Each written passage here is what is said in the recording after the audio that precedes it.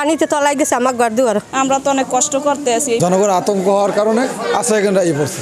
আশ্রয় কেন্দ্র হ্যাঁ তো দূরে, কিন্তু আশ্রয় কেন্দ্রে আমাদের ফ্যামিলি চলে গেছে। তো সব তো তলায় যেতে আছে আমাদের।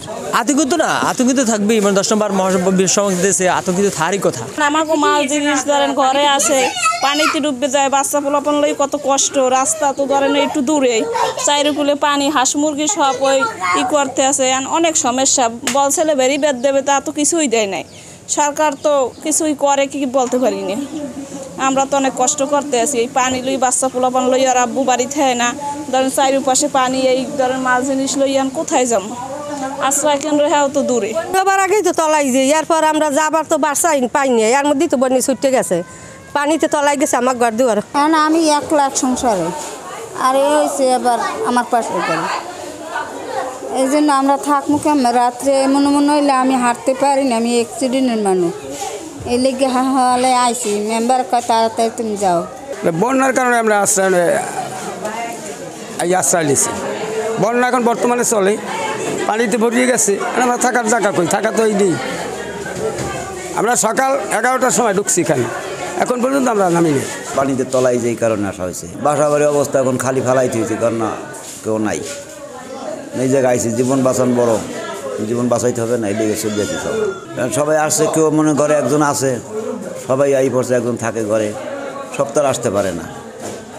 হাঁস মুরা আছে, গরু বছর আছে, তাদের একজন তো থাকা লাগে, পুরুষ একজন রয়েছে, মহিলারা সবাই এসে পড়ছে। এখানের অবস্থা মানে ভয়াবহ অবস্থা শুনে তারা আতঙ্ক হয়ে গেছে। জনগণ আতঙ্ক হওয়ার কারণে আশ্রয় কেন্দ্রে পড়ছে।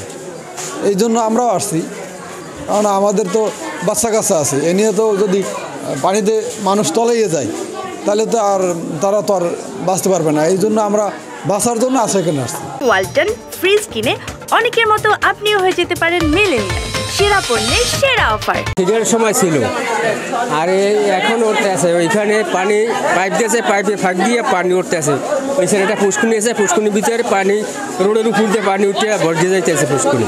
হ্যাঁ, আমরা দেখছিলাম ওই আমফানে হয়েছিল মোটামুটি কায়দায়, তো বাট এখন তো আমরা খেয়া চালাই, যার জন্য যাইতে পারতেছি না। কিন্তু আশ্রয় কেন্দ্রে আমাদের ফ্যামিলি চলে গেছে, আমরাও যাবো, এই তো যাইতেছি, ফ্যামিলি নিয়ে সব যাবো, শুকনো খাবারটা নিয়ে যাবো। আতঙ্কিত না, আতঙ্কিত থাকবেই, মানে 10 নম্বর মহাসড়ক দেশে আতঙ্কিত থাকারই কথা। কারণ আতঙ্কি না থাকলে জীবনটা যদি চলে যায়, আতঙ্ক তো অবশ্যই আছে। তো সব তো তলায় যেতে আছে আমাদের, কিছু নাই আমাদের, সব কিছু তলাইয়া তছনাছ হয়ে গেছে। মানুষ থাকার মতন কোনো স্থান নাই আমাকে এখানে, কোনো নাই, সাইকেলও নাই, কোনো ভেরিবেত নাই, দেবে দেবে বললে কোনো কিছু আমাকে দেয় না, সব আশ্বাস দিতে আছে। আমার তো কী অবস্থা, আপনারাই দেখেন কী অবস্থা আমরা আছি, কোথায় যাবো আমরা লইয়া বলেন। এখন তো আমাকে থাকা অনেক মুশকিল ঘরের ভিতর। এখন আমার এরকম দিন দিন যদি পানি ওঠে বা দিন দিন এভাবে হয়, তাহলে তো আমরা থাকতে পারতেছি না। এখন আমাকে বলার একটা যে কেমন তারা এই জায়গা দিয়ে একটা ভেরিবেদ দিলে আমাকে একটু সুযোগ সুবিধা হয়।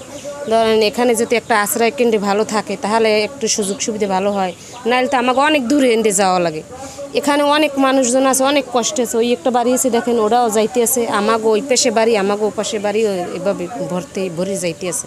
আপনারা জানেন যে 10 নম্বর মহাবিপদ সংকট চলছে, জেলা প্রশাসনের সাথে সমন্বয় করে জেলা পুলিশ আমরা কাজ করে যাচ্ছি। আমাদের অফিসার ইনচার্জরা এবং অন্যান্য অফিসাররা সকলেই ইউনো এবং অন্যান্য যে অফিসার রয়েছে বিভিন্ন আশ্রয় কেন্দ্রে লোকজন যাওয়ার জন্য প্রচার প্রচারণা চালাচ্ছি।